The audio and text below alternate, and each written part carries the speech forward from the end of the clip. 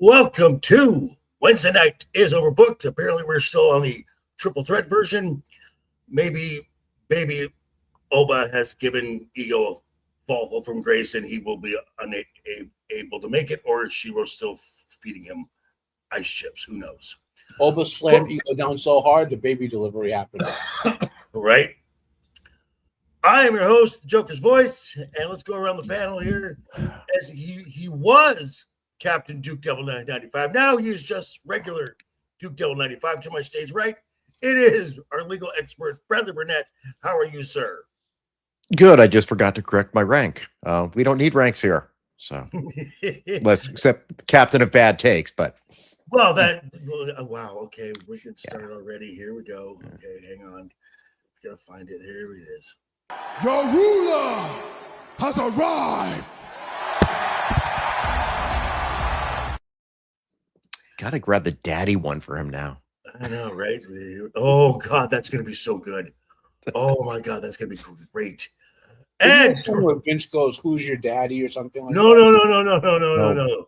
The Oba one from Monday Night Raw. Well, that too. You can get a whole clip of those, man. True.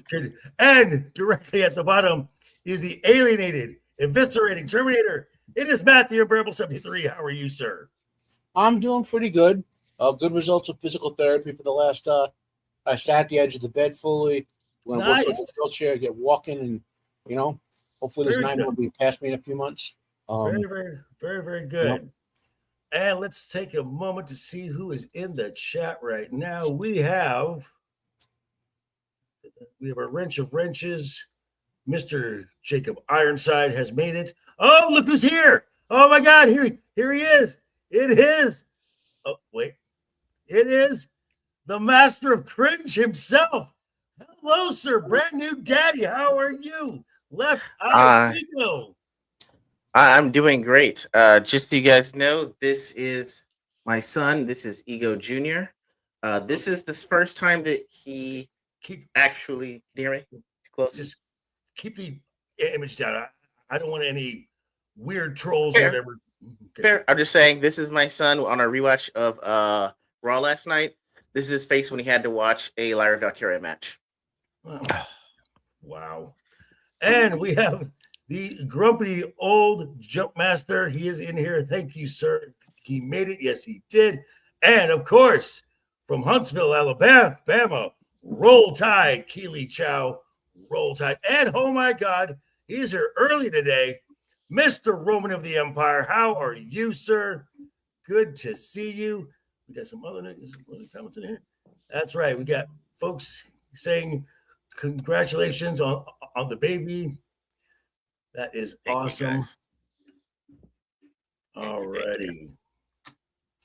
So, and I'm looking at the chat right now, and we're already about halfway to our initial goal of a dozen likes, as we did last week. To engage the show, it's free to do that. Just hit that thumbs up, the button. And we would also, if you look down a little lower, you'll see the links to all of our social media as Jacob is popping that in the chat. We also have links to all of our YouTube channels where we would love your eyeballs to increase our watch hours, your thumbs up for our content, and of course, your subscriptions. So, if you don't mind, folks, I'd say you better subscribe or we'll bash in some skulls, right?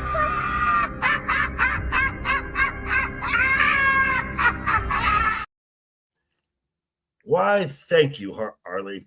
So, Ego, right before we get to our special segment, which the chat earned last week for getting to at least a dozen likes, and I'm looking at the chat right now, right about 7. That's a really good start. Nice. Over halfway there. Brad said that because of some of your ranking of your top 5 last week, we were questioning some of your sanity. Brad was asking if Shiro was feeding you ice chips during the delivery. I mean, she might as well have been, okay? I went through it as well, okay? I had to stay up just as late as she did and had to make all the tough decisions. Okay? Oh, so, that was so tough for you. So tough for you. I am very tough. It's really... You suffered the most, clearly. in the birth of Obviously. your child. I mean, wow. That is so cute. Just look. Okay, you have to promise us. Okay, do not expose him to yeet. We will have to call CPS. Okay, we cannot. Fatality. I mean, he'll never sleep. Then he'll just cry all night. Right. We got him a swaddle. There will be no yeeting, at least this time too soon. Good. Smart move, sir. Smart move. I like it. Picturing a baby burrito trying to yeet. Jacob Fatu may put you in the Tongan death grip if you choose that baby to eat. Wow. Fatality. Coming in fast, folks. Coming in fast. And as I said, we got a start the show off. Thank you to the chat. Thank you to Momo, as we now have a special segment to start the show off. We're going to do another gauntlet where I'm going to give a name and give a list of 12 supplementary names. And once you hear a better wrestler, you're going to say stop. Only this time, we're going factions. And the faction that is going to run this gauntlet is the Shield. Now, before we do this, Okay. when you name a faction, are we considering them at their best? At their peak, sure. Okay. Right. So I want to make clear. So, okay. Yeah, I think because there were times when the Shield didn't last long enough to really have a bad time. They were just kind of always pretty. Yeah, that's what even, I'm I'd saying, say. because there was no bad Shield. You know? Right. Yeah, I'd say top level for everybody. Because if like you were to say NWO, there was some bad NWO stuff. Whoa. Yeah. Well, especially with Vince the Russo. So we'll just leave that alone. So the Shield is going to start this gauntlet. Coming out first, the Spirit Squad. God, no. The softball, Jesus Christ. Unnecessary. Oh, very necessary. Number 2, the Brood. This one's close. The Brood did a lot of good things, though. That was really I'm cool. going to say no, but Yeah, it's I agree. close. Third, the Authority. Oh, I just don't like the Authority. Who's Yeah, the the Authority. Authority? I missed The that. best Who is was the like Authority? an insane version of the Authority. You know, it looks like the Undertaker and Wow. Oh my goodness. Keely Chow. We gotta get this Unnecessary. one. No, we have to. Here it comes.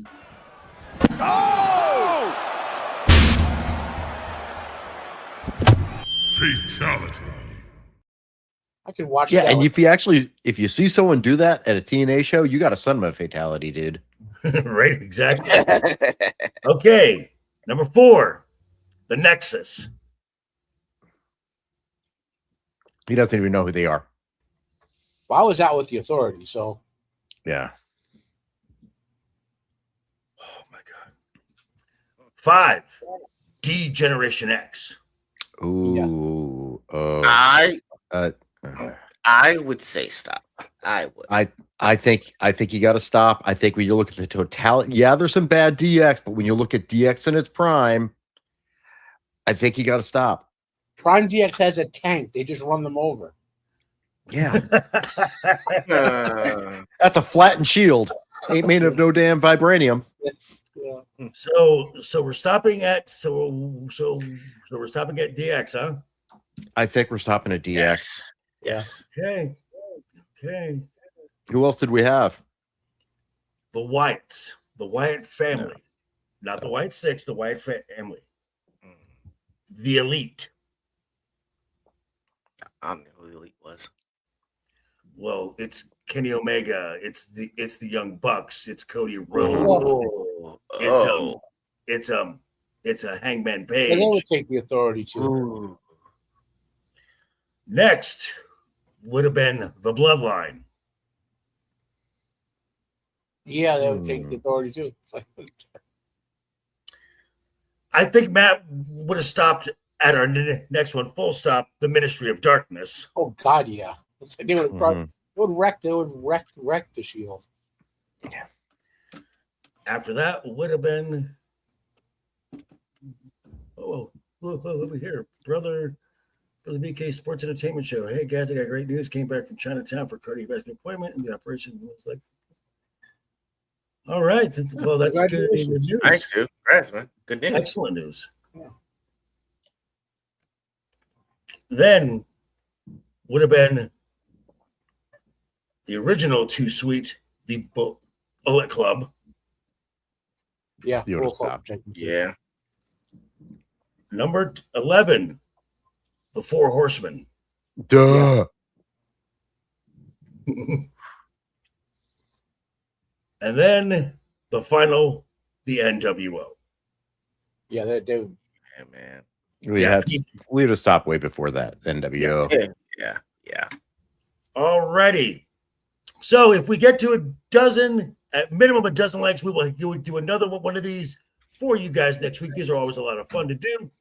But we have got some WWE news as some stuff has come out, and some of it's a bit head scratching. Some of it's like, oh, okay, I guess business as usual. As this week, executives at TKO were supposed to appear in court. That would have been Ari Emanuel, Nick Khan, Paul Levesque, Mark Shapiro, Vince McMahon, about the shareholder lawsuit about the merger with TKO and the WWE. Now, we get word that the case had already been was set to go, was going to start on Tuesday. Monday, we get a noticement that the case has been canceled, taken off the docket. Now, I ask our legal expert right here, what generally does that mean? All right. Do we have about 3 or 4 hours to go over this? No. Wow. Okay, then I'll make it simple. They settled. Okay. As in someone who's literally settled outside of a courtroom, going right before we start picking a jury. Not unusual. Happens all the time. I want it to happen in 2 weeks. Oh, good. Okay. This is no surprise, guys. This is normal. Happens all the time. Business as usual. I mean, it's like, now, mind you, what we heard technically is we have an agreement in principle to settle. Correct. So what that means is, like, we agree we're going to take care of this back behind closed doors, and we're just going to work out the numbers on our own. Okay, so my question is this: even though this is being settled not in open court, but because this involves the finances of a publicly traded company, does this number eventually become public knowledge? Probably not. I would imagine there'll be confidentiality agreements. I mean, there are a lot of times that there are settlements involving public companies.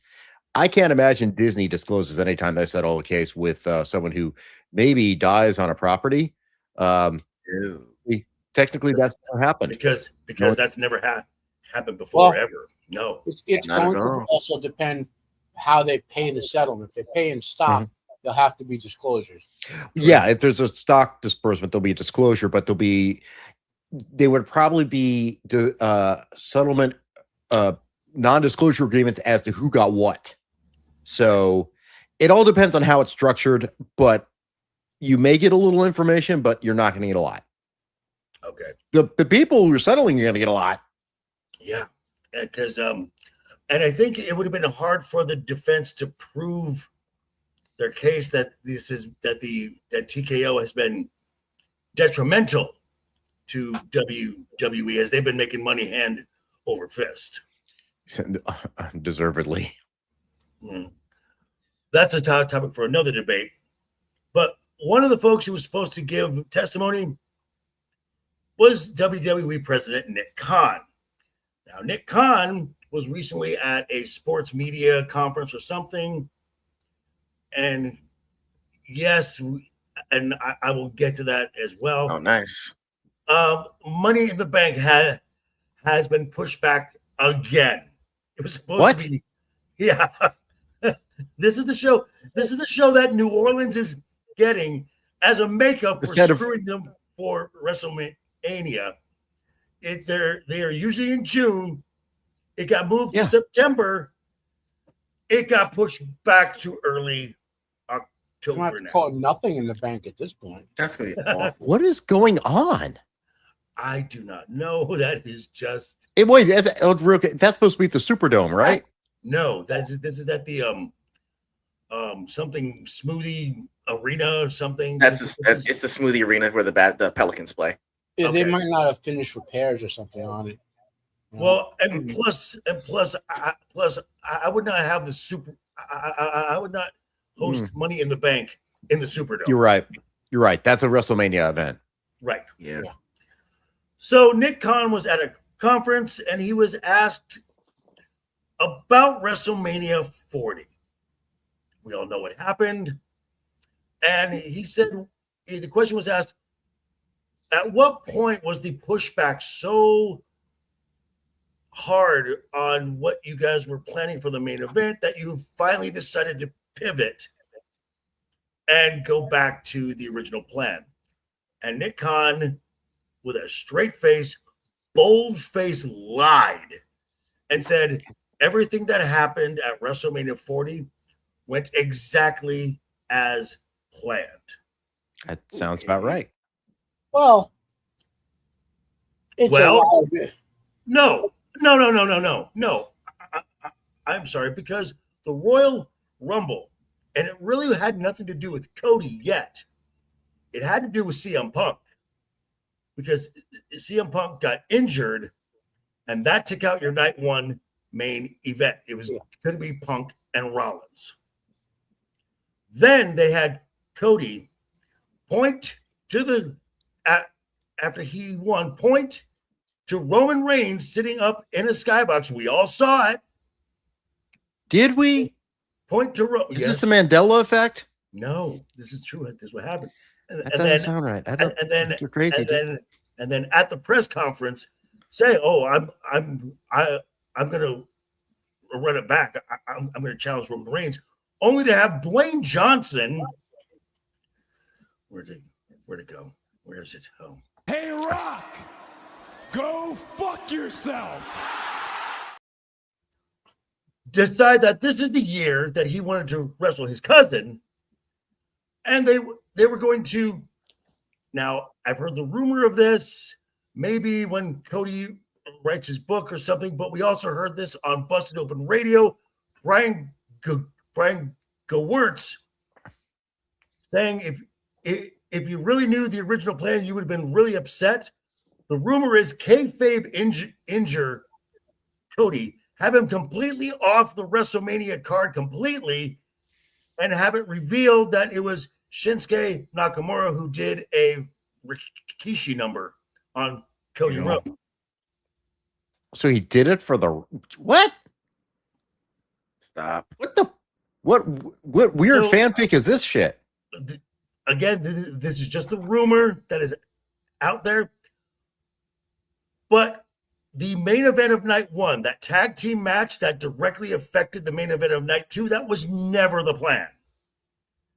So why do you think, when it's documented from multiple sources, from Cody, Gewirtz, they did a fucking documentary that they had to wait for The Rock to get the final approval, so he didn't look like a complete asshole. Hey, Rock! Go fuck yourself! I really think you should be careful, Joker. You're talking about the most powerful man in Hollywood right now. He is a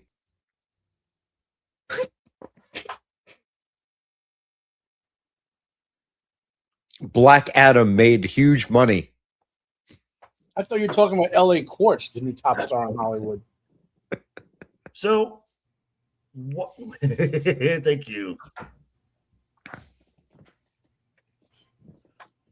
So why would after everything that is documented on this, would Nick Khan feel the need to lie? Matt, any thoughts on this?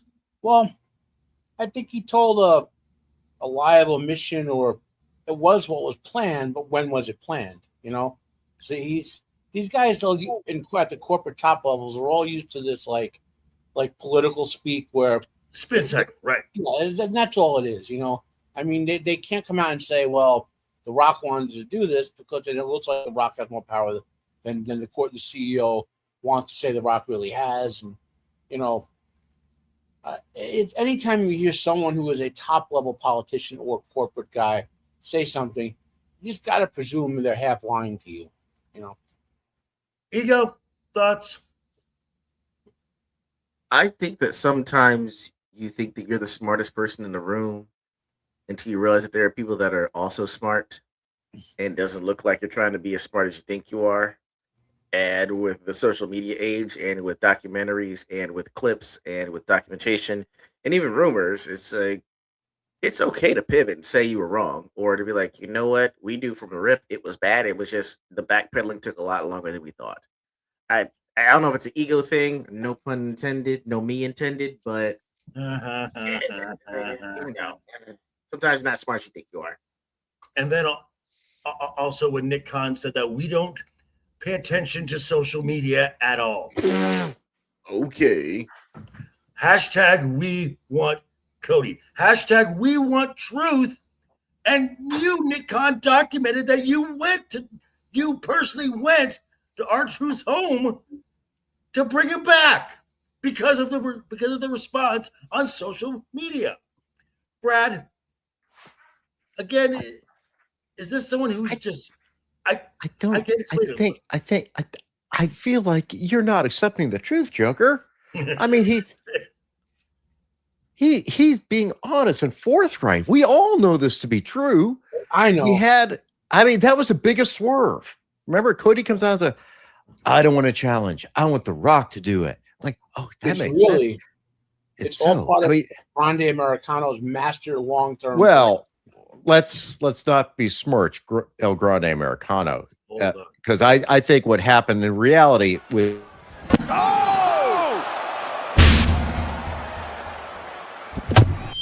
fatality.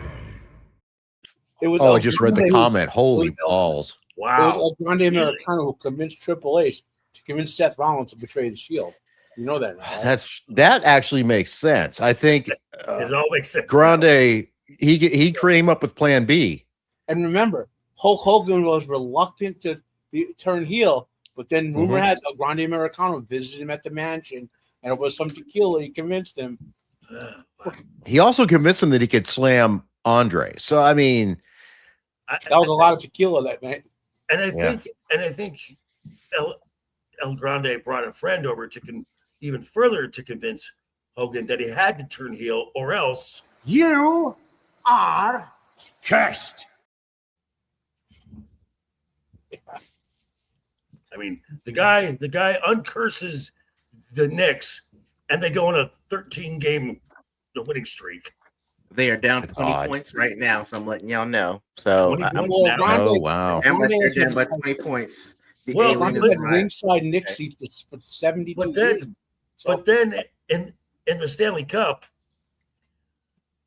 for Game 2, he cursed the Hurricanes.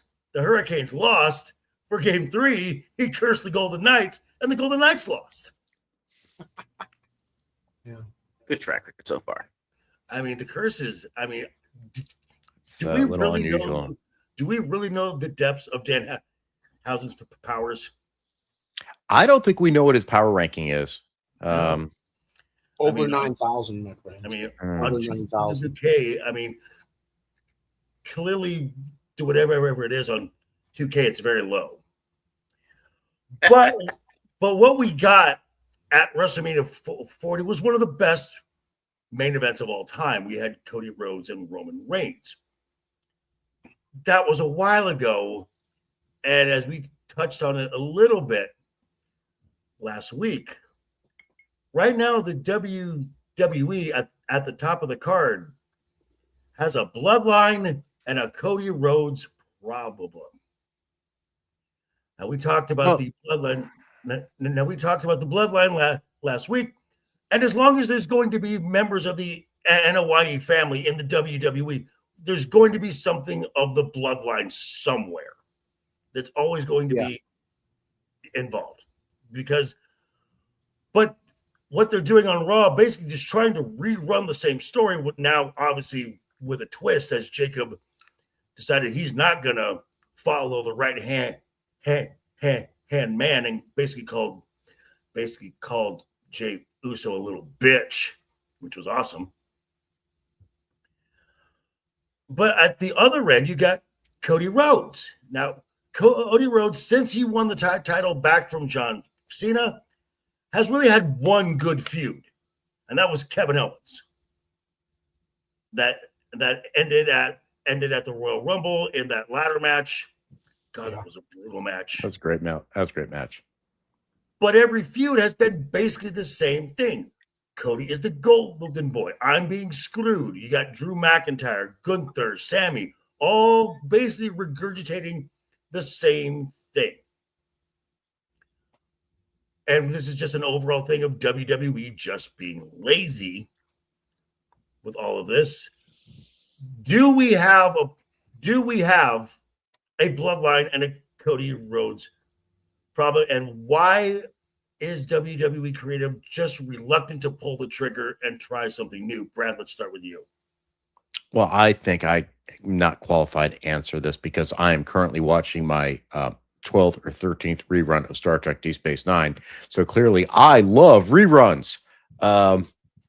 And we've talked about this already. It's like the Bloodline again. It's dude, Fractured. Wow. Yeah. Monday. That was. Oh! Fatality. That was. You know what you need to do? You know what you need to do? You need to put Jey Uso's face over Roxanne there. A little bit, man.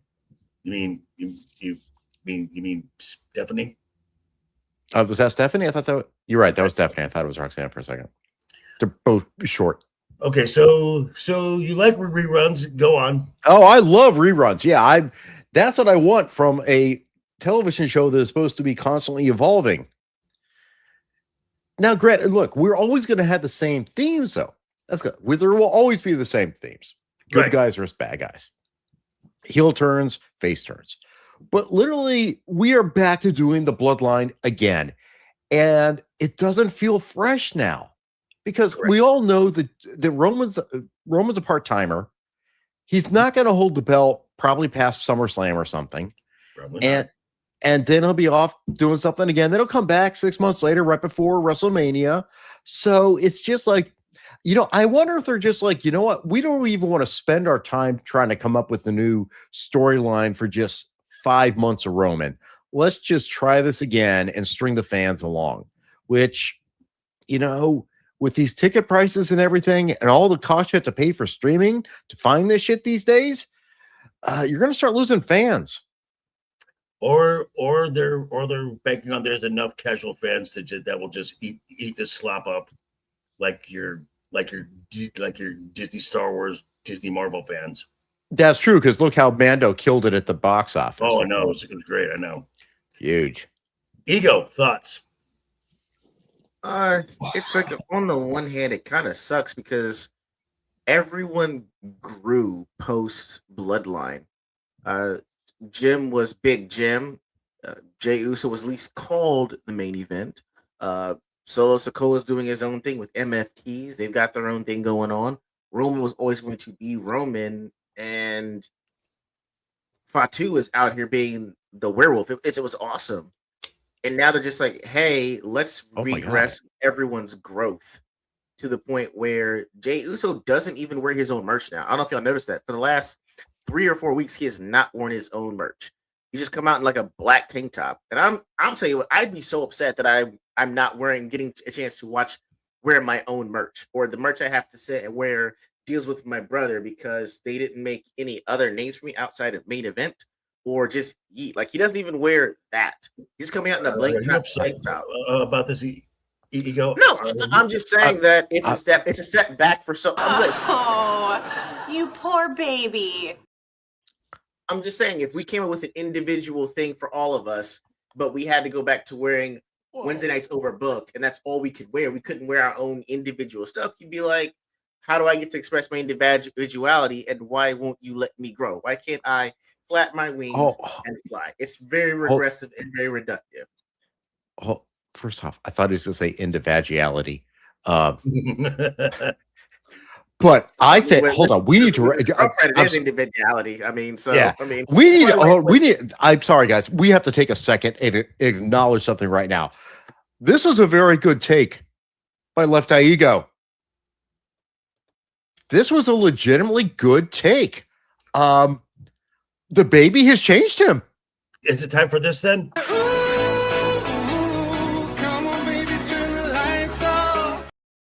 Yes, the baby turned the lights on in his daddy's head, finally. maybe the ruler has arrived. That's right. Ego's ruler is baby ego. Right eye, you know. Matt, your thoughts on this? Well, look, we know wrestling repeats storylines ad infinitum. Right. I mean, we talk about Sami Zayn versus Kevin Owens and their betrayal. What happens? You know, Part 72. Right. Yeah. So, like, yes, we know they're going to return to Bloodline storylines. You know, and the other reality is, and I was trying to find a bigger list, but like, so like we know on the Merc, Cody's still number 1, Danhausen's number 2, and I think Punk is 3rd now. Right. Roman is somewhere between 4th and 8th. Right. You know, Jacob shot up into the top 20, top 10. So as long as these guys sell Merc, they're going to be in top storylines because the fans buy stuff and want to see them. You know what I mean? Right. So they have to circle around to these guys. Now, could they do it more creatively? Absolutely. Yes. You know, we all talked about, I think we agreed, they nerfed Jacob's storyline with this Roman. Absolutely. Yes. Mm-hmm. You know, which, but I guess they don't think they did that. But okay, but let me hold off on that real quick. Creative did, but because of who Jacob is and who he's related to, I don't think Roman is going to let Jacob end up in a worse spot than he did when he started. Jacob is going to be taken care of as far as his standing and his character work is going to. He's going to end up in a stronger place. He's not going to bury Jacob. I agree. I'm not. That's not what I'm saying. What I'm saying is, with creative and these storylines that circle around, as if you know, what's the saying? As a wrestling fan, you have to have a very short-term memory type of thing. The goldfish memory, right? Yeah. Like the only thing that's really disappointing is, like JV, like you say, they're doing the exact same storyline. Right. You know, I mean, now maybe they'll be a little creative, and maybe Jacob will fracture the Usos away from Roman, and then Roman, Jacob, and maybe one or two of Solo's sub faction. I just saw something a couple of days ago where Solo on SmackDown is talking about the Bloodline and they're good, and we got to do something about that because right now the MFTs are down a guy. There's just 3 of them. They fired that one, right? Well, they fired 2. Okay. Tangelo. Oh, that's right. And Mateo. JC Potato. But they've been talking to Royce Keys a lot. I think eventually Royce Keys is going to join Solo and his group to make a 4-on-4, and this is your War Games match. Oh God! Bloodline versus Bloodline again. Guys, this is gonna be awesome. LVW. What was that, Matt? Isn't there another Bloodline member down in either NXT or OVW? No, he's actually in House of Glory. That is Zilla too. You know, I hate to say it, but don't forget when Disney Star Wars remade New Hope and packaged it as The Force Awakens, it made over $1 billion. So clearly, $2 billion, right? $2 billion. So clearly, it works. Just take the original, repackage it, and you make $2 billion. And everyone knows how great Disney Star Wars is now. Am I sensing a note of sarcasm or an entire symphony of sarcasm? It's not a symphony. It's a freaking planetarium. All righty. And this is also bleeds into as Cody Rhodes and Roman Reigns will be defending their titles at SummerSlam. As we have coming up, we are still now almost done with the first rounds of the King in the Ring tournaments. And it got crazy on Friday and Monday. Because last week we looked at the brackets and kind of gave a projection of who we thought would go over and go into the semifinals. As only one person from both men and women had qualified. That was Obafemi and Io Sky.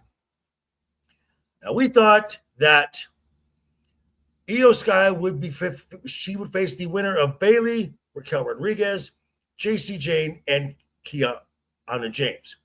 We all thought it would be JC Jane moving on to the semifinals. Nope. It was Big Mommy Cool Raquel Rodriguez. So we're going to repeat the feud from earlier this year between Raquel and Io. Great. We've already seen that. Then we had the match to see who was going to face Oba in the semifinals. It was a match between Dirty Dominic Mysterio, Braun Breaker, Trick Williams, and Damian Priest. Brad and I both said Braun because we just want to see that match. Matt said Damian Priest just to feed Oba a nice big bone. Nope, we were wrong again. Dirty Dominic Mysterio is facing Obafemi in the semifinals.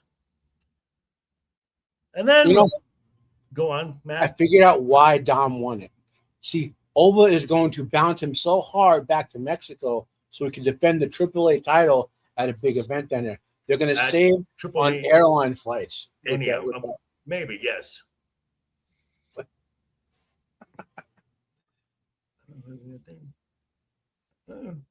Maybe.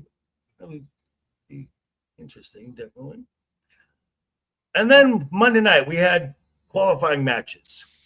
For the women, the women's world champion, Liv Morgan. If she won, was she going to challenge herself?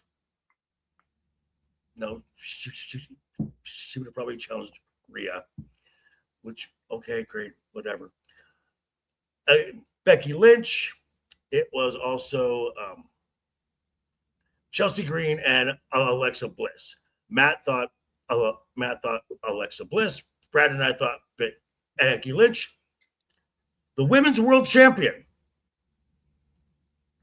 pinned Chelsea Green. It was a good match. It was a fun match to watch, but I'm like, why is Liv Morgan even in this tournament? She's got a belt. Makes no sense exactly. And unless she's going to drop her title at some point. Hold on.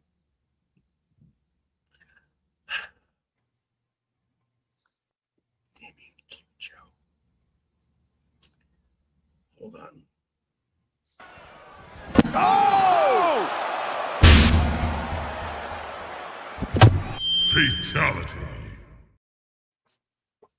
That is just mean. You need a deck just to hit them. And I'm sorry, but you're a Cowboys fan. You have no room to talk, sir. No strays. No strays are necessary for that. That wasn't necessary. At least we go to Super Bowls. Fatality. That's not fair. That's not fair. I'm certain the Cowboys were invited. They just can't afford the cheap seats because they're on a shitty ass team.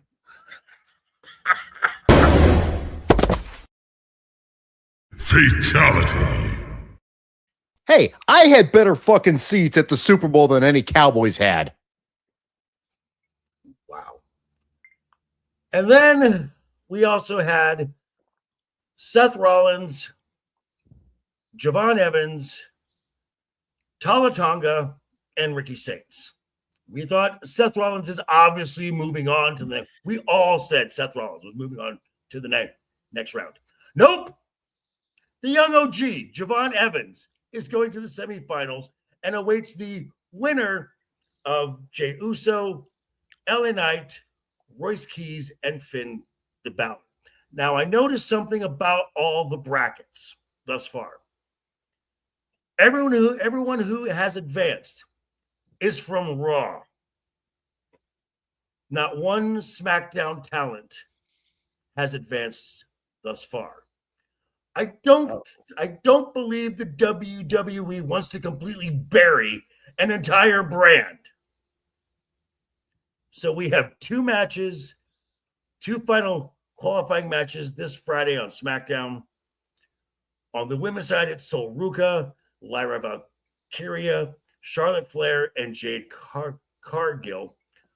I'm going to stick with my pick, and Charlotte Flair moves on to face Liv Morgan in the semis. Matt, thoughts? So Charlotte Flair, Liv Morgan. Charlotte's got to move on. The only logic of Liv winning is if she's going to drop this title and need Queen of the Ring to get her title back. I don't know. The only logic of it. No. Brad, who's moving on between Sol Ruka, Lyra, Charlotte, or Jade? Probably it will be Charlotte, but do not. With what's been happening, I would not be surprised if they curveball Jade. Right, but I still think that the Queen should advance in the Queen of the Ring. Queen of the Ring, yes. In the first time she's even in this thing. Ego, your thoughts? I want to say Charlotte, but I mean, if Liv is already advanced, even if it's to push the title that she has, I think it might be Jade Cargill. I want to be Charlotte; it would make sense, but I think it's probably going to be Jade. This is the point I'm making. We can't kick him. I already said that. I mean, yeah, I'm just saying. I say I don't want it to be, but I think it's what they're going to make it. Because I just think that's what we're going to try to do to push her further in, so that it winds up being more of a devastating loss when she doesn't move on. I wonder if what if they're just like trying to push all the newer talent, and they think that could be part of it. That could be part of it, because at least on the men's side, Dom is the only one that has held a main roster title. Mm-hmm. Well, no, Finn. No, who has advanced? Who has advanced? I just want to put this out there. I don't think this is the case, but given the run that Liv has been on, what if they want to make her a dual title holder to give it a notch in the belt? Oh, God. No, they're not going to do that. You don't need to kick everyone if you disagree. Shit. Okay, the Patriots joke got to him, guys. I just put it out there. Raw suffering. Okay, but again, this is not going to happen. They're not going to unify titles because of TV rights. It's not going to happen. So there's always going to be a champion on SmackDown. There's going to be a champion on Raw. They may trade brands every now and then, but there's going to be a champion on both sides of this company, because companies like USA Network and Netflix are paying way too much money to not have the champion on that show, and we've already dealt with that when Roman Reigns held both titles when he unified them, and there was no title on Raw for almost 2 years. That's why they made the World Heavyweight Championship again. I see. Wow. The B title. Now, right. Which now Liv has said that I'm going to challenge Rhea and I'm going to have all the gold. No, that's not going to happen. Now, on the men's side, we got Jey Uso. Seriously, no one cares. We got LA Knight. Seriously, no one cares. Royce Keys and Finn. I said Finn last week because I like the idea of Finn's got a new set of scenery. Let's start him off with a win. However, the fact that Dominic is now in the semis, that means if Finn moves on, there's a possibility of a Finn Dom final. Nobody wants to see that. Now, if I could see, at least for a spectacle match, I'm actually moving my pick from Finn Balor to Royce Keys. And I can see Royce Keys moving on to the finals to face Oba in the finals. That would be a nice powerhouse,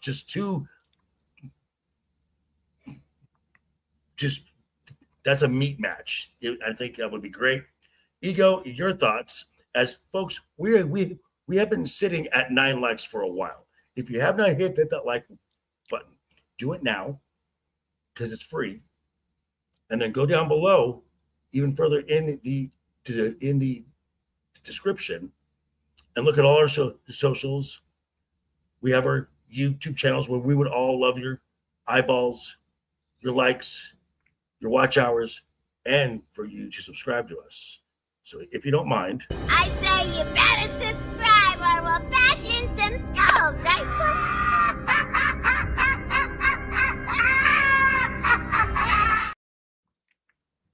thank you again, Harley. Ego, thoughts? Who goes over in this match? In the match, For which one? To get to Royce with Royce, he's in it, or which one? okay, either Jay, LA Knight, Royce Keys, or Finn. Who goes over? LA Knight. All right, go LA Quartz. I think he needs something. So you're gonna bury the entire men's division on SmackDown, and have no one from SmackDown. It seems to be the MO. I'm blaming this new executive writing team that we raved about, because typically what happens when people try to reinvent the wheel when it comes to movies, we get mad at the fact that they don't use the material that's already there. It's opposite when it comes to wrestling. You don't use prior material to get to where you are. So based on this, which has been terrible writing and replaying everything, I think it's going to be LA Knight. That's my guess, because they're going to wind up using interference with Jay before the King Ring to actually get him up out of there, so that they can actually continue the LA Quartz Jay feud. So it's going to be versus Yeet 2026, which we've done before. So I think it's where we're headed because of how the writing's been going. Brad, your thoughts? And Jey Uso will be eliminated quickly. He will pass out on the way to the ring. Fatality. Our Frenchman Law. I mean, did you see how gassed he was on the Monday? It's what you get for not doing cardio. That was awful. That was terrible. I don't know what that is. That's you can't be like that, man. That's awful. Well, he clearly trains a lot. You can tell. Yeah, with apparently his new favorite training partner is J.D. Parker. Fatality. I thought you were going to say Mary Jane, and just like him getting high. I had Jada Parkour. But go on, but Brad. All right, so as I said before, Jey Uso's never going to make it to the ring. He's going to pass out and just be somewhere in the crowd. Our Frenchman Law Kid Nignet, we don't like him anymore. He's never making it anywhere. So it's going to get down to Finn and Roy Keys, and they're both on SmackDown, right? Correct. Now, and I've already said before, and I stand on my record saying I really think Finn deserves a push, because he's not a young dude anymore. Okay. No. He can still go pretty good, and he's never really gotten a good run in the WWE, and he freaking deserves it. So I want him to win, but the possibility of a Dom nobody will want we're that. Done with that. We're done with that's a rerun. It's a rerun. We're done with it. The whole Judgment Day with Finn is done. So he's even left. He left the neighborhood. He moved out of town. So, Matt. So this tournament is about Oba. Well, right now, at least on the women's side, and still with the men's side, because it's about the Judgment Day. Well, what I'm getting at is, if Oba is not going to be the winner of this whole tournament, that means Brock is going to come out of nowhere and do something. Right? Correct. So we have to look at these brackets as when would that potential outside interference happen? Will happen in the semis or the finals? And like you're saying, do we really want to see Ray against Finn? And I don't think, again, for the 8th time or whatever, I don't think we're going to see that. Right. So I think Oba makes it to the final, which means then the question is, out of Does he Javon, win? whoever wins this bracket, who has the best matchup with Oba before any potential outside interference costs Oba that victory, right? I think it's the Royce Keys. I agree with you. That's what I'm saying. Royce versus Oba, because Royce, he has generated a bit of a push. People want to see him do more stuff. And he has been on TV a lot. I mean, maybe not in the ring, but he's on TV. He's in segments. This is very valuable real estate as far as getting a push. My only concern is if it happens at the finals and Royce Keys goes over, Royce Keys will challenge Cody Rhodes. For one, I don't think that's really a SummerSlam level match. I mean, you would know them from if you knew the work that they did together in AEW, that might get you excited. But by that time, he's gonna be at least aligned with a heel faction, the MFTs, which means for both main events, it's the Bloodline in both main events. Well, that's why I don't think Brock is going to interfere in this event. I think if it does happen, maybe I'm hoping Oba wins the whole thing, goes to SummerSlam, and then wins the title, and then Brock shows. Yeah, that's kind of what I think is what's going to happen here. I mean, so we'll see. Could happen. We'll see Oba versus Powerhouse Hobbs in the final, and whether I think Oba is going to go over there. I think it'll be a really great match, by the way. Right. And then we lead to Brock interfering in the championship match in some capacity, Possibly. And so these are all top talents, and some of them have done some amazing things in 2026, which kind of leads us into the staple of this show.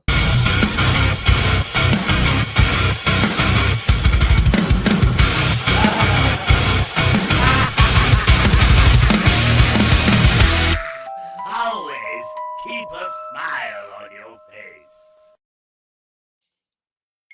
And that is the Wednesday Night Overbooked Top 5, where we take wrestling topics and we give our 5 best takes. Number 5 take gets 1 point, and number 1 take gets 5 points. And at the end, Bradley Burnett changes his name to Price Waterhouse to give us the definitive scientific answer. We are 1 like away, folks, from our goal of a dozen. If you have not hit that like button, what are you waiting for? Make it happen. We want to talk to Momo again. We love Momo here. But this time it's a little different. We're at about the halfway point of our year. And at the end of the year, we do a best of for the entire year, expansive categories. So at the halfway point, we're going to be a little less expansive, but we have 3 categories: best female talent, best male talent, and match of the year thus far. So we're going to start with female talent of the year. And our choices were. Damn it. And our candidates were, in no particular order, Alexa Bliss, Becky Lynch, Charlotte Flair, Io Sky, and Liv Morgan.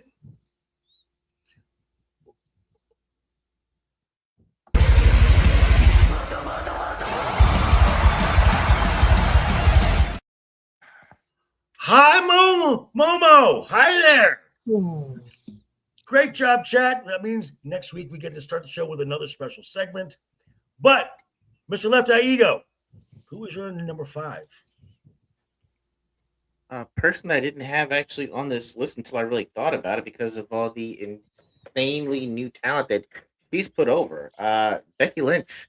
I think within the last maybe 14 months. Did you say Becky Lynch delivered his baby? Was that something like that? Yes, that's exactly what he said. Go on, Ego. I got her at 5 because she's been willing to put over new talent and has actually cut great promos as a heel to make them look like excellent baby faces. So I think she's put over like 4 people that have been called from NXT like in the last year and a half, and at least 1 or 2 of them have been for her Intercontinental Championship. So, I mean, at the rate she's going, we'll probably have to call her the greatest female Intercontinental Champion of all time. So, at 5, I got Becky Lynch. All right. Do we try, folks? We try.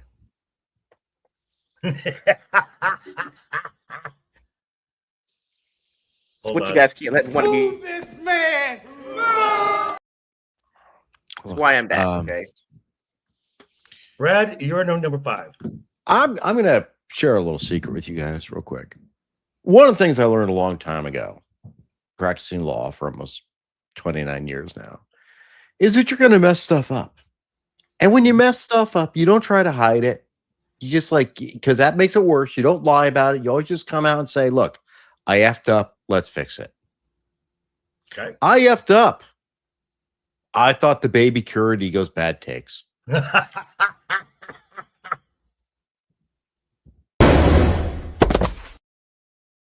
Fatality.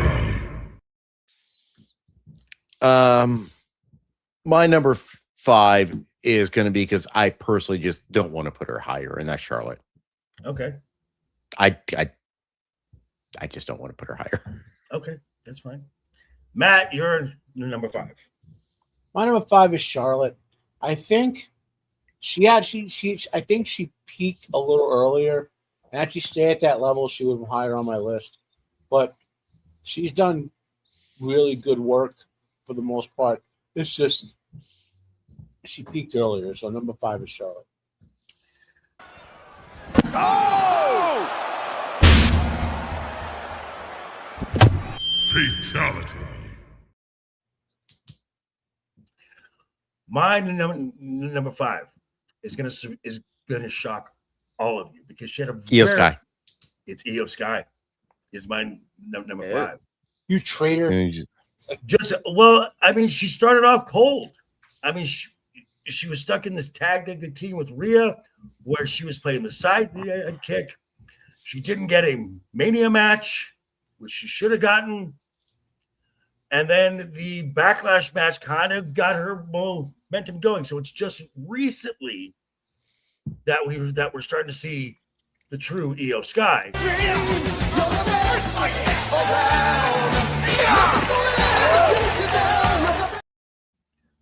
But I can't ignore the first 4 months of the year. So yeah, honestly, that I think is very significant when we're judging because we have these 5 people, and it has to be what they've done so far. So, Ego, who is your number 4? At number 4, I have Tiffy Time. I got Tiffy Stratton at number 4. She's not on the list. She's on the list. Oh, no. Okay. We gave you a list. You did. The list you had me on there. Yeah, Alexa, Becky, Charlotte, Liv, Io. You got baby brain. I do have baby brain. You know what? Come back to me in a second. Okay, Brad. Brad, who is your number 4? We literally gave a fucking list. I know you're not sleeping, dude, but shit. I sent the list and everyone looks like they're okayed it, okay? There's not even a letter T anywhere here. Where's the letter T? No. Ego's list has Jade Cargill yeeting. Wait a minute. Hold on. Wow. Oh, wait. Hold on. Fatality. Okay, I found 2 T's, Charlotte, but they're buried in her name. Okay, so Brad, you're in the number All 4. right. So my number 4, you know what? I'm calling an audible. Based on what Joker just said, I'm putting Io at number 4 now. I kind of think you're right, dude. I mean, she is a great wrestler, and she's just not getting the due she's deserving, and not having WrestleMania match. Hello, sir. Not having a WrestleMania match for a talent like that just hurts her badly. So I got to come back and change that. So Matt, you're in the number 4. Well, my number 3 and 4 I debated interchangeably, so I went also with Io at number 4 for some aforesaid reasons. Earlier in the year, she was still great in what she did, but what she was in wasn't great, So that's kind of that issue. Okay, Ego, back to you now. You're number 4. Now that I've had a chance to recalibrate, I Is would the go with last legend? Charlotte Flair. Charlotte Flair at number 4. Okay. Ironic. I also have Charlotte Flair at number 4. I can't put her higher than this, but what she has done as a baby face, she's been wonderful as a baby face. And I sent all you guys this little the video package. Charlotte can never go back to being a heel for the foreseeable future of what she's doing with this, of how she's involved with this family and their little daughter who's got this rare brain cancer going, and just what Charlotte is pouring into this family and helping this family out every way she can. And the little girl gets invited to shows, and she's right up front for Charlotte to see. It's wonderful. It's what I love about giving back to fans and making this a generational kind of a thing for people. But as far as Charlotte being Charlotte, I can't go higher than 4. Yeah, and that's Joker. Real quick, that's the difference, I think, that we recognize. I mean, we as adults are criticizing these people for no. Again, I will get you a protective order when Vegas happens. But like, we criticize these people from the perspective of adults who grew up watching wrestling, and we forget, we were kids at one time watching wrestling. Right. And like, we bag on John Cena having only 5 moves, but the bottom line is that dude put his heart out for the freaking Make-A-Wish. I mean, remember Connor's Cure? Yep. And Charlotte doing this for these kids. Look, these guys are superheroes to these kids. And yeah, we bag on them for like shitty wrestling sometimes or shitty storylines, but I respect whatever, anytime they do this just for the kids, because it really is for the kids. All right. Ego, who's your number 3? Number 3 is the person responsible for actually turning Charlotte Flair likable again. Alexa Bliss at number 3. Good pick. Brad, your number 3. Yeah, this was my audible. Now it's Alexa. I've always liked Alexa Bliss. As a wrestler, as a character, she's great. She knows exactly what she can do, and I'm sorry, she's still very attractive. And I feel awkward saying it because, like, her parents are my age. Yeah, and she's well, you're mama. I mean, you're old enough to be her dad. I mean, you're only. I actually think her parents. I think her parents had her when they were like 20 or something. I mean, she's 33. Her parents are not older than us, I don't think, dude. No. They're our age at best. Yeah. Actually, her mom is still very attractive. Yes. Matt, you're number 3. I feel no guilt saying Alexa Bliss is the hottest woman. If put on the stand by you, Brad, I will fully admit to that in court. And my number 3 is Alexa Bliss. somehow she pulled off the miracle of making Charlotte Flair likable. Exactly. You know, I mean- and she had a pretty good year wrestling wise too. You know, I mean, she hasn't done much as far as she has been one of the most reliable talents. Solid. well, what I mean Solid. is her matches have all been quality. You know, not like Right. saying she's had like spectacular, like oh my god, but like every match she has been in, she hasn't did or whatever. You know, so Right. And for all these reasons, my number 3 is also the 5 Feet of Fury, Alexa Bliss. Now we're going into our number 2s. Number 2, Mr. LeftEyeEgo. Who you got? The one person that Triple H allegedly said that if I only have her, then I've got all I need. Io Sky, number 2. Wow, you got Io at number 2. Okay. Clearly that's not the case, but you know, it's nice to say it, I guess. That's why I said allegedly, because it wouldn't know myself. Allegedly. Brad, your number 2. My number 2, I'm going with Becky Lynch.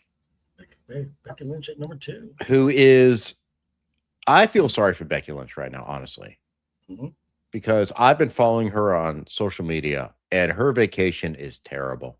It was ruined. She could not enjoy the Coliseum. She could not enjoy the Venus de Milo. No. She could not enjoy like the Mona Lisa. No. It's been ruined. Yeah. And honestly, it's one of the best freaking things they're doing. It's so ridiculous. But on a serious note, Becky Lynch is proving herself to be a senior leader among the women's core. She's putting over this belt. She's putting over women. That is exactly what someone who, I'm sorry, let's be honest, is at the end of her career should be doing, giving back because people gave to her. And as someone who started the women's revolution, who started the evolution match, she's doing a great job at it. And she has said that this is her last contract. Matt, your number 2. my number 2 is Becky Lynch, the greatest female wrestler of all time, who's trying to live up to the icon of our mentor, El Grande Americano. If only. You know. My number 2 started off hotter than anyone on the roster since Mania has cooled off a bit. Is in a tournament she has no business being in. My number 2 is Liv Morgan. Again, started off hot, white hot, and now because they're waiting for Stephanie to get back from injury, she's not doing a damn thing. All right, Ego, your number 1. God damn it! All right, number 1. I still got her. I still got Liv Morgan at number 1 on this one. Even though she's cooled off, I don't actually blame her for the cooling off. I blame creative and writing for that. Just trying to put her on ice and involve her in some way, just until Stephanie Vaquer gets back. Like, you couldn't have her feud or be with anyone else in the meantime is completely absurd to me. But regardless of that, I've got her at number 1. I mean, she can really move the needle, and with her the title right now, it's in good hands. So I got her at number 1. All right, Brad, I'm assuming your number 1 is also the current women's world. No, I'm going to throw an ego curve and put in Tiffany Stratton, obviously. Okay, good. I like it. Okay. All right, so, God, what happened to Fatality. Honestly, poor get no Tiffany. respect here.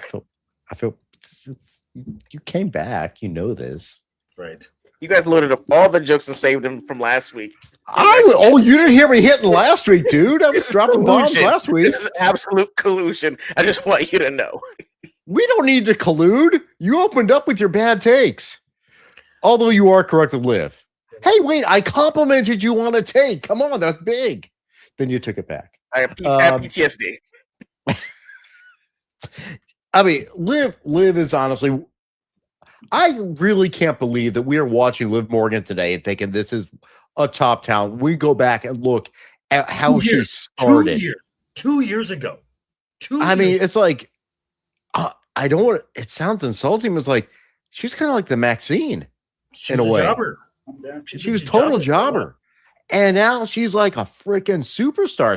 She's setting the bar, and she's going to be the one putting women over. Yeah. At this point. So I mean, yeah, she there's a bit of a lull, but still you can't deny everything she's done up to this point. Correct. Yeah, sure. All right, Matt, your number one is Liv Morgan. Liv Morgan. And she's been on an almost 3-year run now, if you think about it. You know, and she's just going strong and, you know, looking good and, you know, taking names and kicking ass. You know, I mean, whatever it comes down to. You know, right. Who would have thought that she'd be on this type of run? You know? Right, exactly. And my number one is a lot of folks' number two, because she's been the model of consistency, the absolute model. She has been the standard, has not wavered, and this is coming from someone who is not particularly a fan of this person as far as their in-ring work goes. But Becky Lynch has been doing some of the best work of anyone on that entire WWE roster. And that takes us to the men's side of this, where, Ego, pay attention. The candidates are CM Punk, El Grande Americano, Obafemi, Roman Reigns, and Trick Williams. Ego. I gotta turn off my camera. Ego, of those five, who is your number five, sir?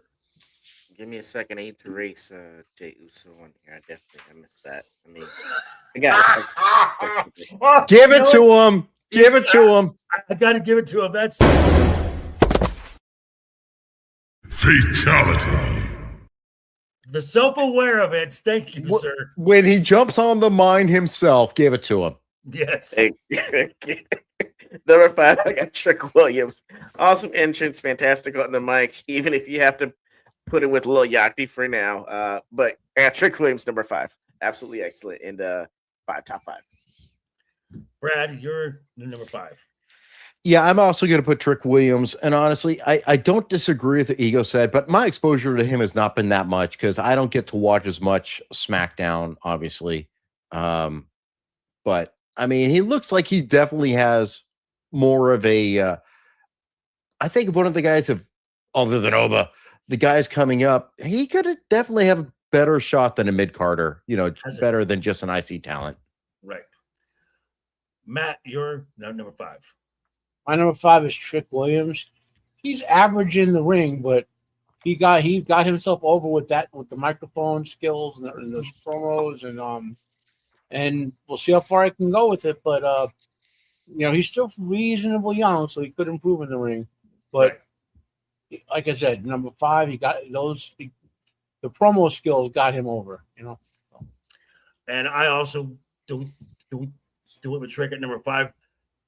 As we get closer to the end of the year, he may end up being moved to the Rookie of the Year list. But for right now, he's one of the best parts of SmackDown. Again, promo work, character work, in-ring work. He's too much like the Booker T, and that's an issue for down the road. But at number five. All right, Ego, who's your number four? All right, at number four, I've got the Second City Saints, CM Punk. A decent year at this point, but I couldn't put him higher than the other guys that I got on this list, but doing really well enough, so I've got him at number four. Okay. Brad, you're number four. To be honest, I always use AI to help me organize my thoughts on these things because I have certain algorithms I like to use, like promo ability, match skills, impact, consistency, weight, and totality. And I got to tell you right now that AI let me down, guys. Really? Yeah, it gave me some dude who's not on our list, some guy named Ludwig Kaiser. He's not on our list. I don't know who that is. I mean, I don't know. He looks. He kind of looks like the dude that got arrested. Well, he kind of looks like the dude who got arrested. I know who Ludwig Kaiser is. That's right. That's a Tiffany Stratton's ex. Right. And apparently, his girlfriend left him for who I'm going to put now, El Grande Americano. Really? Yeah. I was surprised that, well, honestly, let's be honest. Are you ever surprised when someone leaves someone for El Grande Americano? Mm. But on a serious note, it is a gimmick, but it's so freaking fun. And you can legitimately see the dude is talented. Yeah. And he's using the gimmick to get his talent over. So, because as if, let's just say he was this Ludwig Kaiser guy, no one would really care. Right. But maybe if he had a gimmick, it would work. Ludwig should think about that. I mean, Ludwig. I mean, if Ludwig Kaiser did do this, yeah, maybe Herr Deutschland or something. I mean, he may be the most over he's ever been in his entire pro wrestling career, and maybe would never want to take a mask off. Well, is he German? Is he German? Yeah, he's German. So that'd be like Uber Deutschland or something. Super German. Right, something like that. Well, that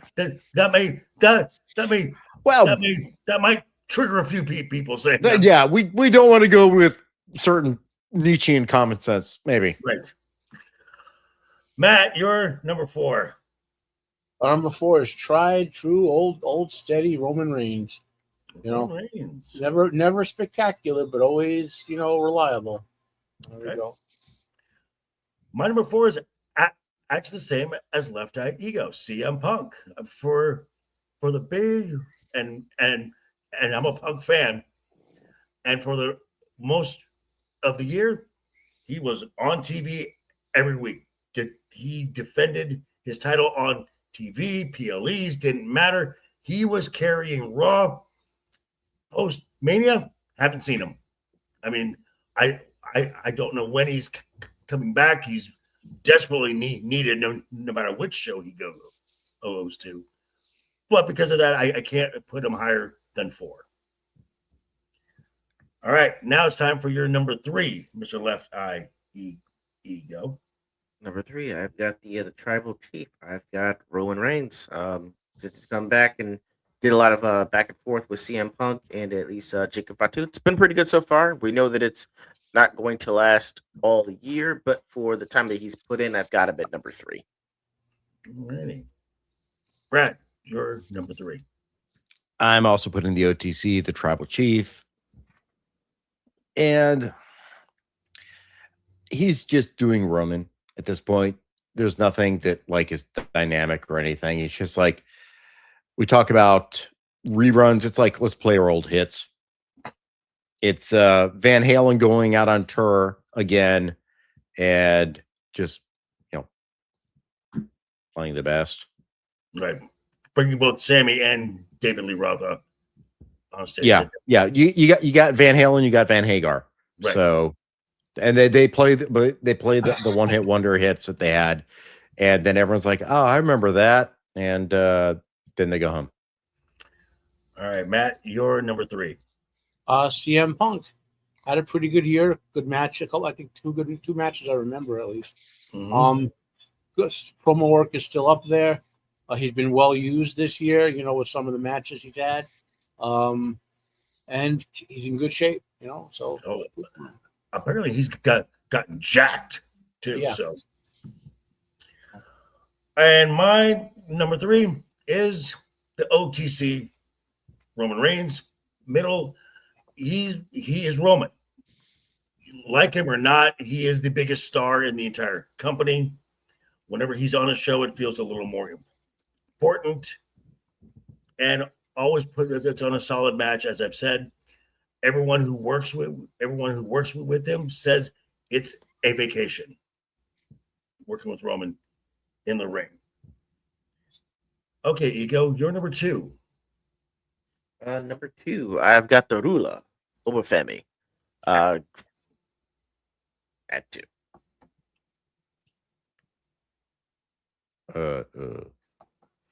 It's better be good. Better be good.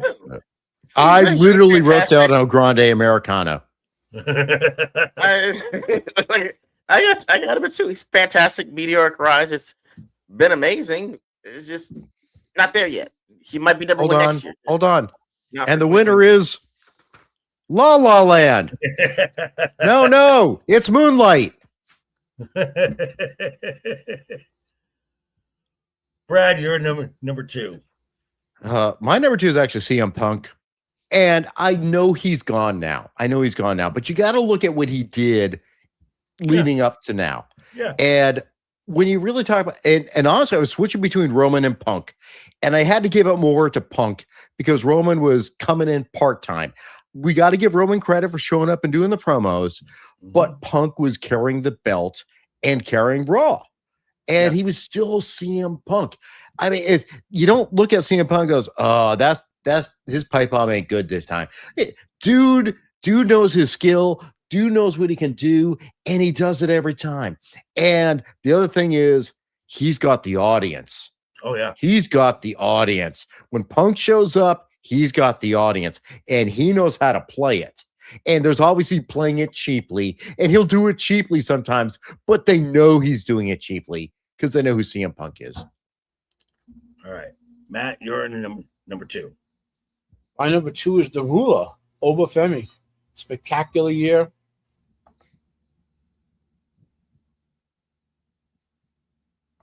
Well, Oba is facing a true legend for that number 1 spot. So,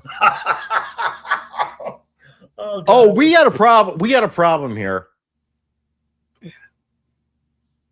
You know, hold on. I gotta call a lawyer card here. Okay. There are 2 El Grande Americanos. What? 2.0. Okay, this is El Grande 2.0. That's what I thought. That's The part real. of the myth. The That's part of real. the trick El Grande Americano has made over you. He is so fast he can appear in 2 places at the same time. I know he has been. He has the speed force. I get that. And he's also a shapeshifter too because he can change his height. Yes. And nationality, apparently. Because He number controls 2, melanin. Because my number 2 is El Grande Americano. What started off as a gimmick, a joke, a parody, has become a cultural phenomenon. So, Ego, your number 1 is?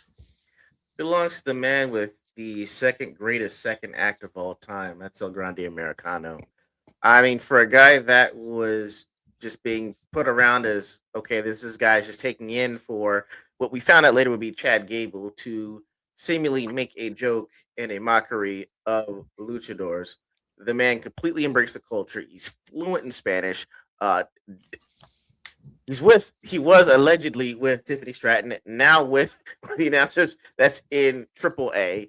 The man came out with a mariachi band singing fluently the national anthem and put on one of the greatest matches that I've seen this year to boot. I mean, fantastic match, great second act for him. Just the way he's been handled this second greatest, or even the first greatest second act of all time. I got El Grande Americano. Just phenomenal. The way the man embraced the culture and has turned what was supposed to be a gimmick into a national treasure has been nothing short of amazing. All right, Brad, your number 1 is? My number 1 is basically the next coming of Brock Lesnar in presentation. It is Obafemi because he's being presented as the next Brock Lesnar. He comes out, he's a monster. They package it as Brock Lesnar, which is why Brock Lesnar is back, even though he retired. This is truly the passing the torch. Obafemi is 2026, early 2000 Brock Lesnar. The way he comes out, everything he does, all of his mannerisms, he doesn't need a Paul Heyman because he doesn't need to say much. His promos are to the point, mic drop. And then he goes, I'll show you in the ring. And he does. They have built a beast. And everything has been done from his first appearance to WrestleMania to like, I'm going to show you who your daddy is. one of the best premieres, and that's why I put it like talent-wise in the ring, yes, but the way they presented him and he got over, that's why I had him number one. Your ruler has arrived.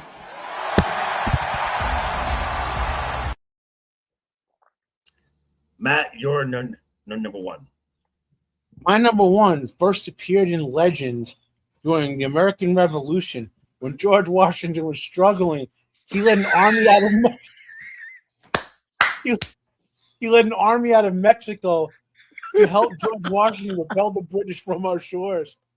And he appeared next in the War of 1812 when the British were burning D.C. But one man stood up and they saw Grande Americano and they ran back to England. You know, and down through the centuries, he's appeared helping individual peoples.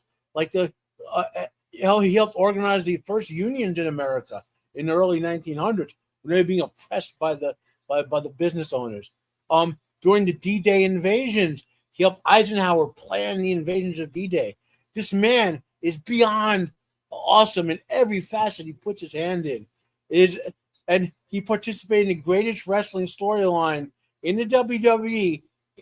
Technically, it's AAA, but you know what I mean.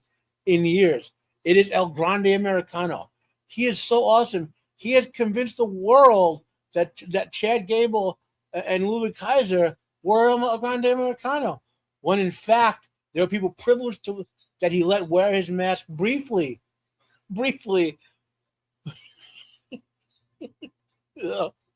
Even now, it is rumored that El Grande Americano is playing the next phase of the storyline involving an alien invasion and the Strait of Hormuz. Okay, great. Okay, He's Peter Parker and everyone else is Miles Morales. right. For just that, for that diatribe there, Matt, I'll actually give it to you. Your ruler has arrived.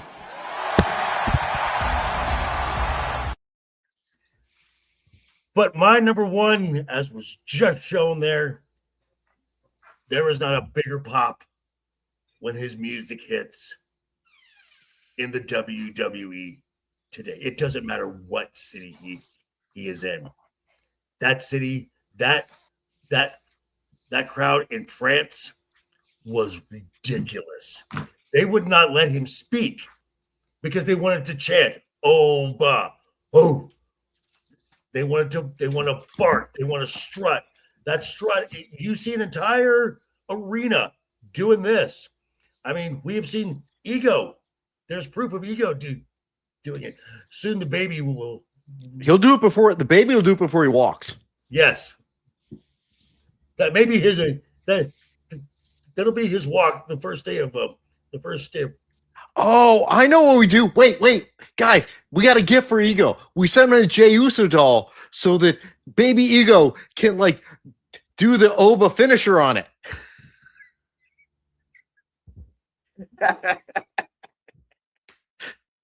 No, he won't. No. He won't. Doom would have no chance against El Grande Americano. Would not happen. But number one is the ruler, Oba Femi. And now we come to matches of the year.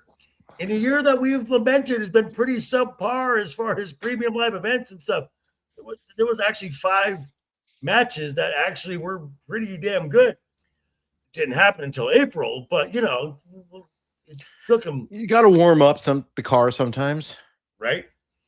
So the candidates were in Ego. Listen, there were candidates in chronological order. Was at NXT Stand and Deliver for the NXT Women's Championship match, Lola Vice, Jacy Jane, and Kendall Gray. WrestleMania 42, Night 2, opening match, Oba Femi versus Brock Lesnar. WrestleMania 42, Night 2, the main event for the World Heavyweight Championship, CM Punk versus Roman Reigns. WWE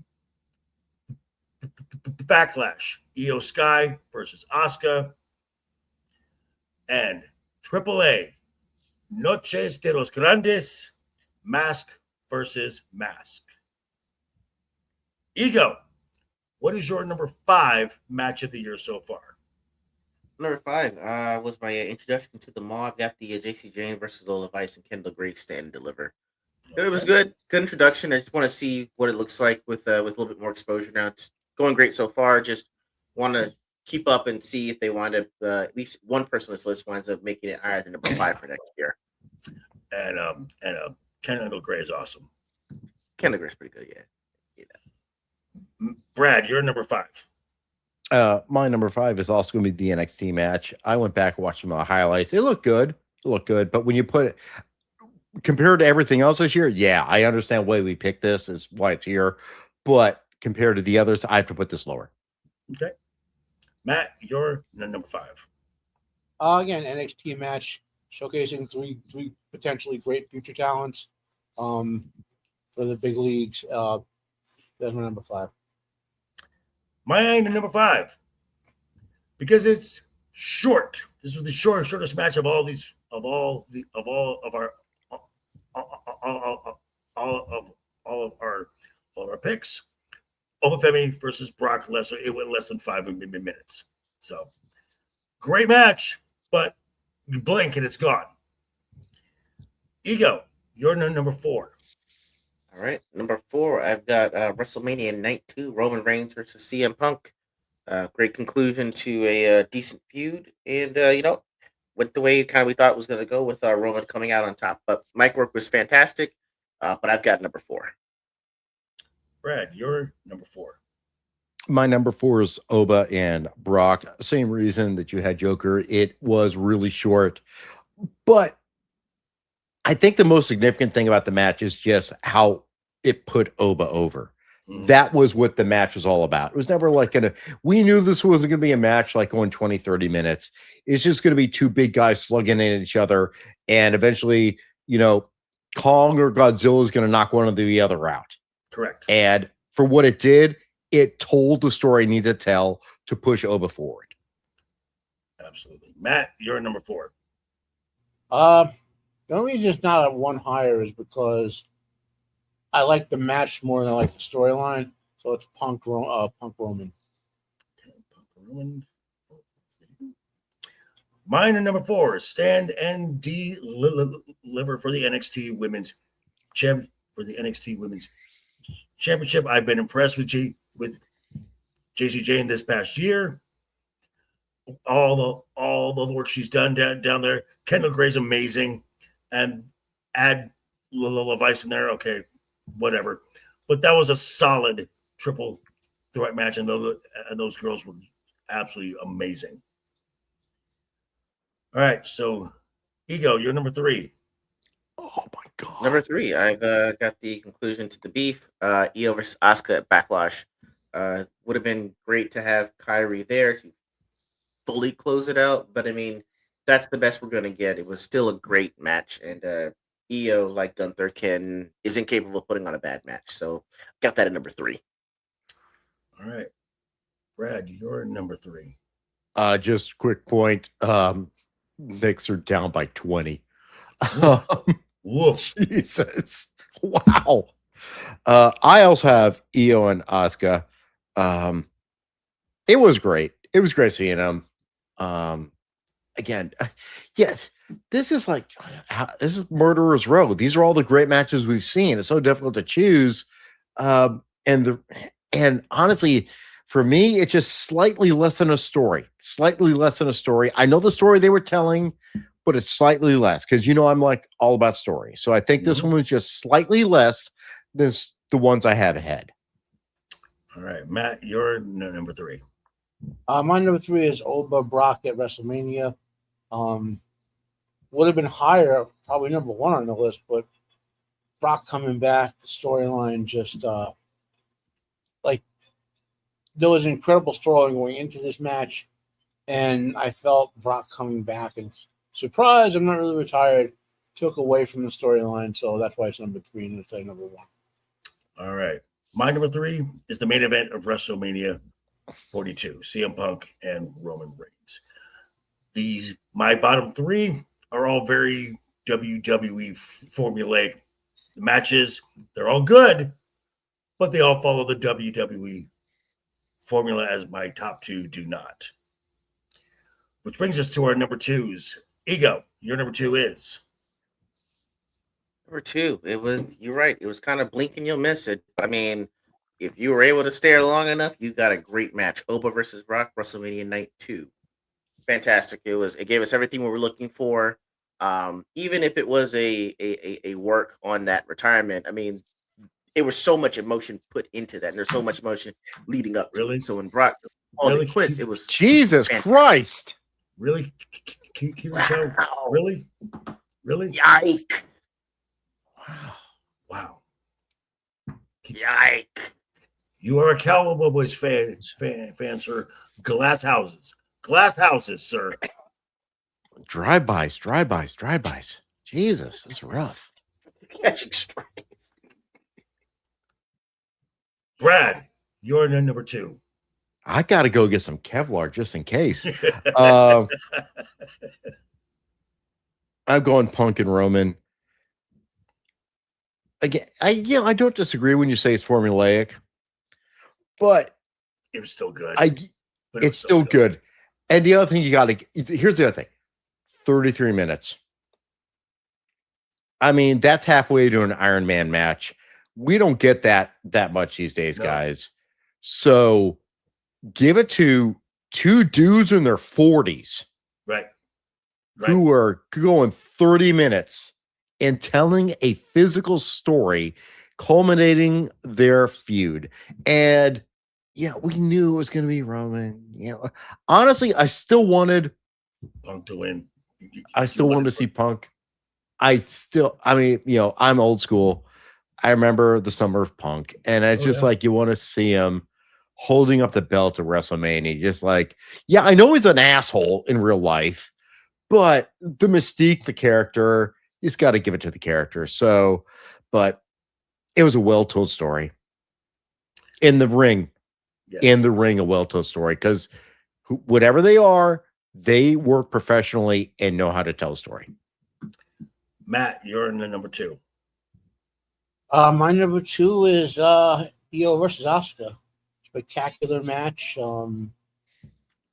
Beyond just too hard to describe. It was a beautiful match, but like a thing of beauty. Yeah. My number four. Not a huge luchador fan. Not a fan of a lot of blood in matches. But this match was fucking amazing. And an American and possibly a German playing luchadors to a crowd in Mexico. Which also two American henchmen, two Englishmen henchmen. I don't know. What is he talking about? I know. These are all speculations. Are you high? Not yet. All right. But to get that kind of reaction from a Mexican crowd and for them to for a country to buy into this was a fucking amazing match. Noche de los Grandes, mask versus mask, is my number two. All right. We are at our number ones. Ego, you're number one. It's only appropriate that the my top male talent be in the match of the year for me, which was AAA Noches de los Grandes, Grande Americano versus El Grande Americano 2.0, mask for mask. It was amazing. It was one of those matches where I actually had Shiro's best friend was over at the house. The minute I turned it on, she's like, "Yo, what's going on here?" And I get to explain the whole thing to her. She's like, "Yo, I know about luchador culture. This is amazing. Like, what's happening here?" And I get to break the whole thing down to her again, tell her what's happening. I mean, there was pomp and circumstances. There was great music that was a call out. There was twists, there was turns. It was slightly overbooked. There were guest appearances, and I think Pete Dunne produced that match. Yeah. And when it came, Pete Dunne put that on, and when it was time to do one of the high spots, it was another guy that took Pete Dunne's high spot. He gave it to him. So it was completely collaborative, and it was on the opposite side of of Oba and Brock, where it was blink and you miss it, and this was like, hey, strap in, you're here for a ride. I mean, they were foils of each other, but they accomplished the same task. It was such a fantastic release when this match was over. It was everything you thought it would be, and even more. So that's my number one. Brad, you're number one. Yeah, people were passing out cigarettes after this fucking match. They were. And I mean, obviously, we talk about the luchador culture, but I think what showed in this, because let's just drop all pretense. Like, yeah, we got a bunch of luchadors, but you got a bunch of fucking gringos, got a bunch of Brits, Germans, got Americans, and they are there putting on a show for a Mexican audience who wants fucking luchadors, and they're honoring what we do, and they loved it. And you can tell the guys, the wrestlers love doing it. Oh, God. Because here's the thing. Absolutely. In the end, for these guys, wrestling is an art. It's a passion. You don't go to do it because of money. Some of you get the money, but most of them don't. I mean, do you think, go back and I gave Ego the video of Punk when he was like wrestling in his backyard, jumping off his fucking roof on a bunch of mattresses. He wasn't thinking money. He's just like, I want to do this. Right. And that's what this was. These are guys who wanted to do this, and they put on just, honestly, one of the best matches I've ever seen in my life. Right. It was magical. Magical. Matt, you're number one. Mascata versus Mascata. This match, this whole thing started as a mid-tier comedy heel gimmick that no one expected. They weren't intended to get this way, and it was like catching lightning in a bottle. This is WWE and their entire company. This has been their best storyline for this decade for sure, and it culminated in an incredible match. The way I know JB, you watched more Lucha than say Brad or Ego has, but there's a sort of cultural way these matches are done. And so to explaining, a luchador match looks even less real than a standard WWE match, but they're there. It's a soap opera they're telling to the crowd. So when it's obvious that the guys are lining up to catch a guy jumping off a 30-foot balcony after a triple flip or whatever, it's the storytelling art that's being told to you, not so. And they caught everything right, like when La Pimpinella, they, them, whoever comes out. That pop was ridiculous. That pop was ridiculous. Yeah. Oh my God, the pop. The crowd just was so into it, and this storyline was so powerful.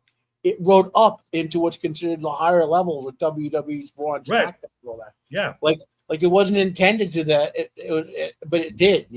Right. They showed this match after Raw on Netflix. Yeah, and so this is why that we can go on and on. This was a spectacular storyline and a spectacular match with other good matches along the way. Right. And a gimmick that will partially carry on with like some other El Grande Americano stuff. Maybe at this level, but like these mask gimmicks, once they start, there's going to be like someone's son is going to be El Grande Americano. Generation. Right. Yeah. So that's number one. Okay. My number one, I may not be a big fan of Luchador, but I'm a huge fan of Joshi. And really?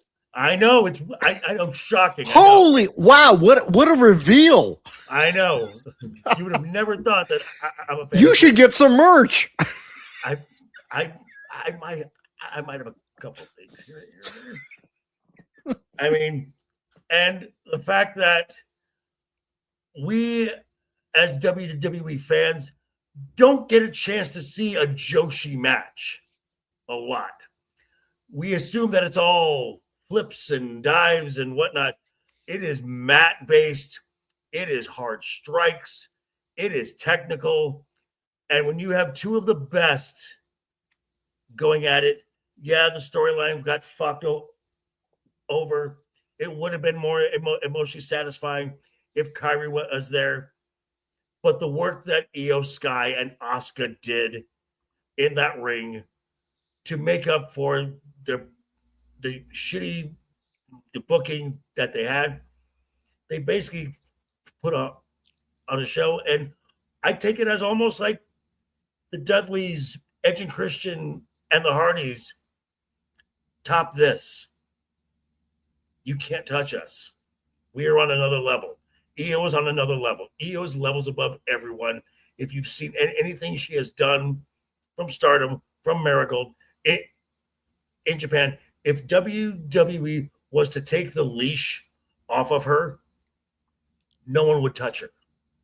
And Asuka's kind of the same way. So my match of the year, of course, is Io and Asuka. So we have clear number threes, clear number 2, and clear number 1s for all categories. Let's go with match of the year, right where we were.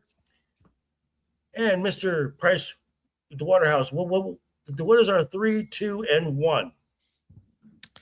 At number 3 with 13 points, we have Roman and Punk. With 15 points, we have Io and Asuka. And with 19 points, damn near a clean sweep, Mask versus Mask. Sorry. Oh, what a shock. You went with Joshi's. I know. Weird.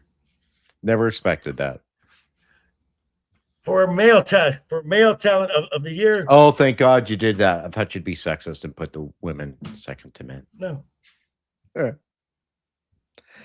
right. Hold on. Wait a minute. I got to check my eyes again. My math sucks. No? Okay. All right. So I think we have 11 points for 2. Punk and Roman. I have Roman at 10, and I have Punk at 11. Hold on. I got Roman. Ego had Roman at 3. Okay. I had Roman at 3, and you had Roman at 3. So that's 9. Okay. And then Matt had Roman at 4, so that's 2. So that's 11 points. Okay, so two-way tie for third. Okay. Right. So 2-way tie. And then at 2 is El Grande Americano with 16 points. Correct. And then Oba with 18 points. Correct. And for the ladies, our number 3, our number 2, our number 1. Sorry, I can't write anymore. Good Lord, I can't even read my own writing. Shit. All right, so at number 3, we have Alexa Bliss with 12 points. Correct. I have Becky with 14 points. I agree. And then Liv with 19. Almost clean sweep. Sorry. That was me again. Sorry for not doing the clean sweep. But thank you for everyone who has stopped by for the show. We are still at around at 12. I just thought of this. This mask versus mask match we just had. Mm-hmm. The previous definitive mask match in WWE was a Rey Mysterio unmasking. This has now surpassed that. So, Absolutely. Mm-hmm. And that was 20 years ago or whatever, Right. Oh. Keely Chow. Oh! Fatality. I could watch that all day. So, Mr. LeftEyeEgo, proud new papa, man who's getting no sleep and probably even more grief from his wife. What do you have coming up, sir? Guys, sleep, hopefully. You're done with that, my friend. Wait, literally, you're talking to 3 dudes here who don't have kids, but we're going to say, gonna wait like 4 or 5 years for that. Right, exactly. Yeah, I mean, like it's gonna be sleep. I hope. I put up my my latest video of changing my first diaper, so check that out on YouTube, Instagram, and Facebook if you want Dude, to. you were such a little, you were a bougie little bitch, dude. You got the mask on, you got fucking gloves going. El Grande Diapero. Holy crap. I mean, look, I don't have a kid, but I mean, this is the difference between Gen X and you freaking millennials. Right? Needed protection. I know he's got a sensitive stomach because that's what his dad had. So I want no smoke with that. I'll be fair. I can't take it when my dogs throw up. So, all righty, Mr. Duke Devil 95, what do you have? Unfortunately, real life has intervened and me having, my YouTube fun. So I was not able to finish editing Wormhole Watch for this week. I'm still in the process of doing it. I hopefully will get this episode out. Is the season finale of season 3, which means we have now completed 3 seasons of Deep Space Nine. And here's the big news. We're doing a live show next week. Ooh. We're doing a live show wrap up of season 3. Is it with a special guest? No special guest. Okay. This is just going to be myself, Adam, Fractured and Hitman talking about season 3. So, and we're going to start doing this in the future. I actually have planned a live show that I would like to do in the future. So this is going to be a test run. So certainly this will be a total cluster when I boomer the fuck out of this. Right, exactly. But to the point that Joker made, I have penciled in a very, very special guest who the panel knows. Kind of a big deal. And hopefully, because he is a big deal and sometimes things pop up, but he may be done watching. You got El Grande Americano? No, I can't do that. I mean, that is generation. Whoa, that look. I mean, I pray, but I don't have a direct line to God. But yeah, there is in the future a very, very special guest star who will be very generous to join us, and we will be very appreciative, and we will have a hell of a lot of time watching the season 4 premiere of Deep Space Nine. And I got a bone to pick with you, Wormhole, the watches for your Latinum Lounge thing, whatever. I cannot get the image of Captain Janeway and the Gorn out of my head now. So fuck off. Yeah, well, that's not my fault. That's AI. Oh, wait, I programmed it. Yeah, exactly. So the alienated, eviscerating Terminator, what do you have coming up, sir? Last night I was on Jacob's show. We did a Alfred Hitchcock, a World War II movie called Lifeboat. Very interesting character study of people trapped on a lifeboat after the Germans sunk an American British vessel. Good movie, worth watching. We're checking a review of it out. Tomorrow, JV and I will be on for what is arguably the second or third best adaptation of the Seven Samurai, Battle Beyond the Stars. On Roman classic.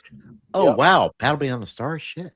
Yeah. It's, we try to talk Roman to getting Brad to guest one of these days if we can work the schedule out. You'd enjoy some of the movie reviews we have, Next week, of course, we'll be here for JV, and he'll highlight what's our next week's show when he gets up there, Yep. And it's about what's going on, Alrighty, and yes, I will be on with Roman of the Empire with one of my favorite films. God, it's so bad, it's awesome. It is schlocky, it is great. But what do you expect from Roger Corman? It is Battle Beyond the Stars. And yes, we will be back here next week as we will have moving on to the finals of the King and Queen of the Ring and everything that's going on with professional wrestling, particularly WWE. Thank you, everyone, for stopping by. We did hit our goal, so we will have another special segment to start the show. Thank you to Chat and Momo. But until next week, everyone have a great rest of your week. Keep talking. Keep smiling. Till then, Toodles! Take care and always Have fun. Here we go.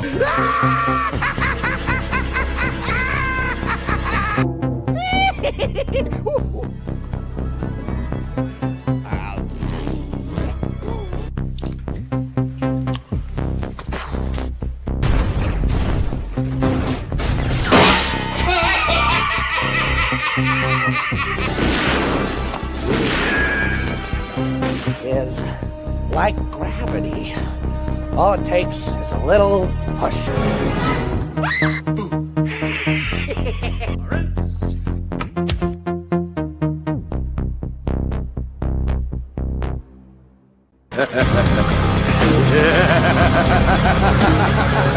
Ah!